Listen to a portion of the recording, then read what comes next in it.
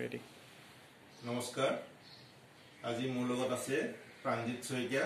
আমাৰ কো-ফাউণ্ডাৰ and director aspire এবোৰ্ড education এতিয়া আসলে আমাৰ তেখেতৰ লগত মই কিছু কথা পাতিব বিচাৰিছোঁ তেখেতৰ অৰ্গেনাইজেশ্যনৰ বিষয়ে আৰু কেনেদৰে ছাত্ৰ ছাত্ৰীসকলে ভাৰতবৰ্ষৰ বাহিৰৰ বিভিন্ন শিক্ষানুষ্ঠানত নামভৰ্তি কৰিব পাৰে গতিকে তাৰ প্ৰচেছটোৰ বিষয়ে তেখেতে অসমীয়া আৰু ইংৰাজী দুটা মাধ্যমতে ক'ব পাৰিব ইয়াৰ উদ্দেশ্যটো হ'ল যে অসমৰ বহুতো ছাত্ৰ ছাত্ৰীয়ে গম নাপায় আচলতে বাহিৰত কোনোবা এখন ইউনিভাৰ্চিটিত নামভৰ্তি কৰিব হ'লে কি কি প্ৰচেছ কৰিব লাগে কেনেদৰে আগবাঢ়িব লাগে বহু অভিভাৱকো জ্ঞাত নহয় বা শিক্ষাগুৰুসকলেও জ্ঞাত নহয় ছাত্ৰ ছাত্ৰীগৰাকীতো জ্ঞাত নহয় গতিকে আপুনি অলপ যদি এই বিষয়ে প্ৰথমতে আপোনাৰ অৰ্গেনাইজেশ্যনৰ বিষয়ে যদি কৈ লয় আপুনি এই অৰ্গেনাইজেশ্যনৰ লগত কিয় জড়িত হ'ল আপোনাৰ নিশ্চয় কিবা এটা উদ্দেশ্য লৈ পেলাই যদি আপুনি আমেৰিকাত আহিছিলে অসমলৈ আহি পেলাই এতিয়া আমি অসমৰ গুৱাহাটী আৰু বেংগলোৰতো আপোনাৰ প্ৰতিষ্ঠানৰ কাৰ্যালয় চলাই আছে দুটা শাখা প্ৰথমতে আপুনি সেইটো বিষয়ে অকণমান কৈ লওক আপোনাৰ অৰ্গেনাইজেশ্যনৰ বিষয়ে কি কামৰ লগত জড়িত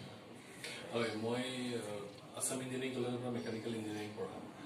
আৰু তাৰপিছত মই এটা পাব্লিক চেক্টৰ অৰ্গেনাইজেশ্যনটো অসমত ছত্তীশগড়ত কাম কৰিছিলোঁ তো অলমষ্ট 6 বছৰমান তাৰপিছত মই USA গ'লোঁ জিমেট এক্সাম দিলোঁ এণ্ট্ৰেঞ্চ পেলাই আইৱা ষ্টেট ইউনিভাৰ্চিটিটো মই MBA কৰোঁ তাৰপিছত তাতো মই অলমষ্ট 6-7 বছৰ জব কৰিলোঁ ডিফাৰেণ্ট কৰ্পৰেট চেক্টৰত তাৰপিছত মই ইণ্ডিয়ালৈ ঘূৰি আহিলোঁ ইয়াতো অলপ বছৰ কাম কৰিলোঁ কৰ্পৰেটত তাৰপিছত মই এজ এন এণ্টাৰপ্ৰিনিয়ৰ আই স্পেণ্ড কৰিলোঁ আৰু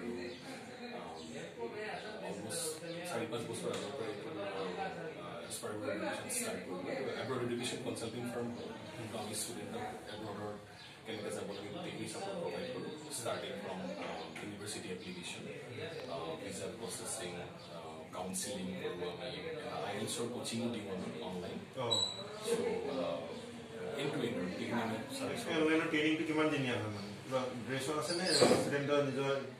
যে হৈ গ'ল মই পাৰিছোঁ আজি নে কিবা এটা আছে টাইম লিমিট আইএলছৰ মানে এইটো ডিপেণ্ড কৰে ষ্টুডেণ্টজনৰ কেলিবাৰৰ ওপৰত তো মষ্টলি আমি এমাহৰ কোৰ্চ প্ৰভাইড কৰোঁ কিন্তু আজিকালি অনলাইনেই কৰোঁ মেক্সিমাম ষ্টুডেণ্টে বেলেগ বেলেগ জেগাৰ পৰা ছাপৰ্ট পায় আমাৰ পৰা আৰু ষ্টুডেণ্টজনক তাৰমানে আমি মক টেষ্ট দিওঁ মক টেষ্ট দিলে তেওঁৰ যিটো স্ক'ৰ আহে সেইটো বেচিছত আমি আমাৰ কাউন্সিলাৰে কয় যে ষ্টুডেণ্টজনকে ৰেডি একচুৱেল এক্সামটো ল'ব পাৰে আৰু আজিকালি ফিজো যিহেতু আইএলছৰ বহুত বেছি চ' ৰি এটেম্প দিব পাৰি ৰি এটেম্পটো আপোনাৰ খৰচ বেছি হয় সেইটো কাৰণে আমাৰ মক টেষ্টটো দিলে ষ্টুডেণ্টে গম পায় যে বা তেওঁ দিব পৰা অৱস্থাত আছে নাই এতিয়া সেইটো হিচাপত আমাৰ কাউন্সিলাৰে ঠিক আছে ৰেডি দিব এতিয়া আপোনাৰ এতিয়া কোনোবা এজন শিক্ষাৰ্থী গ'ল আপোনালোকৰ অৰ্গেনাইজেশ্যনলৈ যে দিহা ফৰ্মখন ল'বৰ কাৰণে এতিয়া আমি শুনা পাওঁ যে কনচালটেণ্টৰ ওচৰত গ'লে মানে ফিজ এটা দিব লাগে সেইটো কোনো নিৰ্দিষ্ট যিহেতু আমাৰ কোনোবা এটা শিক্ষানুষ্ঠানত কিবা এটা পাঠ্যক্ৰমত কিবা এটা ফিজৰ নিৰ্ধাৰিত হেৰি এটা থাকে এতিয়া গম পাওঁ যে কয় বহুতে যে শিক্ষাৰ্থীসকলে যে কনচালটেণ্ট হেৰি কৰে কোনোবাই কিবা এটা ল'ব পাৰে কোনোবাই তাত যিহেতু কোনো এটা ৰুলছ নাই নিজৰ ইচ্ছামতে ল'ব পাৰে এতিয়া আপোনাৰ অৰ্গেনাইজেশ্যনৰ এনেকুৱা কিবা নিয়ম আছে নেকি যে ফিজ কিমান হ'ব বা কিমান আছে নে নাই সেইটো বিষয়ে অলপ যদি জনাই দিয়ে তেতিয়া শিক্ষাৰ্থীসকল উপকৃত হ'ব হয় চ' আমাৰ একচুৱেলি আমি ছিংগল কনচালটেণ্ট হয় গোটেই অল অভাৰ নৰ্থ ইষ্ট আমি অসমৰ হয় আৰু অসমীয়া বুলিয়ে নহয় গোটেই নৰ্থ ইষ্ট ষ্টুডেণ্টখিনিকে আমি ছাপৰ্ট কৰিব বিচাৰোঁ যেনেকৈ তেওঁলোকৰ কণ্ডিশ্যন হয় যিমান পাৰি আমি সহায় কৰিব বিচাৰোঁ কাৰোবাৰ এতিয়া মানে আপোনালোকে শিক্ষাৰ্থীসকলৰ পৰা দিহা পৰামৰ্শ এক পইচাও নলয়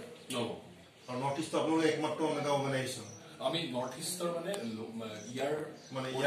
অৰিজিনেটেড মানে কোনো মানে এনেকুৱা পইচা নহয় গতিকে এইটো এটা বহুত ইম্পৰ্টেণ্ট আপুনি কথা ক'লে ইম্পৰ্টেণ্ট নহয় আচলতে দৰকাৰী কথা বুলি কৈছে সকলোৱে জানিবলগীয়া যে বহুত অৰ্গেনাইজেশ্যন আছে নজনাৰ কাৰণে যেটা আপুনি প্ৰত্যক্ষভাৱে মোৰ লগত থকাৰ কাৰণে আজি সুবিধা মানে কথাখিনি পাতিছোঁ মানে এইটো বহুতেই জ্ঞাত নহয় মানে ময়ো জনা নাছিলোঁ আগতে মানে ময়ো ভাবিছিলোঁ যে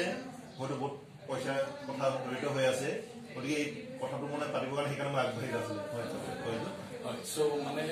মই এতিয়া নাজানো বেলেগ অৰ্গেনাইজেশ্যনে ফিজ চাৰ্জ কৰে নকৰে সেইটো মই কমেণ্ট নিদিওঁ আমি চাৰ্জ নকৰোঁ এক পইচাও আৰু আমি অসমৰ ষ্টুডেণ্টখিনি বা নৰ্থ ইষ্টৰ ষ্টুডেণ্টখিনি যেতিয়াহ'লে আপোনাৰ চাৰ্জ নহয় তেতিয়াহ'লে আপোনালোকে যিটো অৰ্গেনাইজেশ্যন চলাই আছে আপোনালোকৰ আৰ্নিং চ'ৰ্চটো ক'ৰ পৰা হয় তাৰ বিষয়ে যদি আপোনালোকে ৰাইজৰ মাজত খুদন থাকিব নাই আপোনালোকে শিক্ষাৰ্থীৰ পৰা একো নলয় আপোনালোকে এটা অৰ্গেনাইজেশ্যন চলাই আছে বেংগলোৰতো আপোনালোকৰ শাখা আছে গুৱাহাটীতো আছে তেওঁলোকে ভাবিব মানে আপোনালোকে ক'ৰ পৰা ইনকামৰ চ'ৰ্চটো হয় আপোনালোকৰ কৰ্মচাৰীও আছে আপোনাৰ অৰ্গেনাইজেশ্যনত গতিকে সেইটো বিষয়ে অকণমান যদি এটা আভাস এটা ডিটেইলছত ক'ব নালাগে তেতিয়া আপোনালোকে গম পাব শিক্ষাৰ্থীসকলে যে অভিভাৱকে গম পাব বা শিক্ষকসকলে গম পাব তেওঁলোকৰ ইনকাম চ'ৰ্চটো বেলেগ কিন্তু শিক্ষাৰ্থীসকলক সহায় কৰিছে হয় কিন্তু তেখেতসকলেও ইয়াৰ যোগেদি উপাৰ্জনো কৰি আছে সো আমাৰ একচুৱেলি আমি যেতিয়া ষ্টুডেণ্টক এডমিট কৰাওঁ কোনোবা এখন ইউনিভাৰ্চিটি ইউনিভাৰ্চিটিখনে আমাক এমাউণ্ট এটা আমাক পে কৰে সেইটো আমাৰ চ'ৰ্চ অফ আৰ্নিং হয় আৰু দ্বিতীয় কথাটো হ'ল কি ষ্টুডেণ্টৰ ফালৰ পৰা একো লাইবিলিটি নাথাকে তেওঁলোকে আমাক এক পইচাও পে কৰিব নালাগে সেইটো এটা তেওঁলোকৰ সুবিধা আৰু দ্বিতীয় কথাটো হ'ল কি আমাৰ প্ৰফেচনেলছ আছে ধৰক এতিয়া স্কলাৰশ্বিপ আমি এৰেঞ্জ কৰোঁ এতিয়া ষ্টুডেণ্ট এজনে নিজে এপ্লাই কৰিলে হয়তো স্কলাৰশ্বিপখিনি নাপাবও পাৰে তাত বহুত ফেক্টৰ্ছ আছে ধৰক অকল পাৰ্চেণ্টেজেই নহয় এতিয়া এছঅপিখন আপুনি কেনেকৈ লিখিব ৰেকমেণ্ডেশ্যন ক'ৰ পৰা উলিয়াব বহুত কথা আছে তো সেইখিনিত আমি ষ্টুডেণ্টক পুৰা ছাপৰ্ট কৰোঁ আৰু তাৰপিছত বেংকৰ লোনৰ ক্ষেত্ৰত আপুনি হয়তো স্কলাৰশ্বিপ ফুল নাপাব লাগিলে নাপালে হয়তো এতিয়া বেংকৰ কথা আছে সেইখিনি আপোনালোকে সহায় কৰি দিয়ে আমাৰ এতিয়া ধৰক আমাৰ ক্ৰেডিট স্ক'ৰ লোন থাকে তেওঁলোকক কেতিয়াবা বেংকে লোন এপ্ৰুভ নকৰাবও পাৰে কিন্তু আমাৰ ইণ্টাৰনেল চিনাকি আছে বেংকৰ টাইপ আছে বেংকৰ লগত তো তেতিয়া আমি ইণ্টাৰনেলি এবাৰ ফ'ল' আপ কৰি ৰিকুৱেষ্ট কৰিব পাৰোঁ বেংকক আমি এপ্ৰুভ কৰাই দিম বুলি গেৰেণ্টি দিব নোৱাৰোঁ কিন্তু আমি ৰিকুৱেষ্ট কৰিব পাৰোঁ তেওঁলোকক যে মানে অলপ ক্ৰেডিট স্ক'ৰ ল' হ'লেও যাতে এপ্ৰুভ কৰাই দিয়ে এতিয়া হয়তো বহুতো শিক্ষাৰ্থীয়ে হয়তো পঢ়িবৰ কাৰণে শিক্ষানুষ্ঠানখনত সুবিধা পাইছে বহুতো হয়তো যিটো ৰেচিডেঞ্চিয়েল হোষ্টেলৰ কেপাচিটি সেইটো কম থকাৰ কাৰণে হয়তো বহুতে নাপাব পাৰে এতিয়া সেইটো ক্ষেত্ৰত আপোনালোকে কিবা সহায় কৰে নেকি আমাৰ এটা বাহিৰৰ কোম্পানীৰ লগত টাই আপ আছে যোনে একমডেশ্যন প্ৰভাইড কৰে ইনচাইড কেম্পাছটোতো ইউনিভাৰ্চিটিৰ পৰা ষ্টুডেণ্টে পাই যায় কিন্তু ডিৰেক্টলি তেওঁলোকে ইউনিভাৰ্চিটি কণ্টেক্ট কৰিব পাৰে বা আমি কৰাই দিওঁ ইউনিভাৰ্চিটিৰ লগত কিন্তু আউটচাইড কেম্পাছ যদি লাগে একমডেশ্যন তেতিয়াহ'লে ষ্টুডেণ্টে হয়তো নিজে বিচাৰিব লাগিব নহ'লে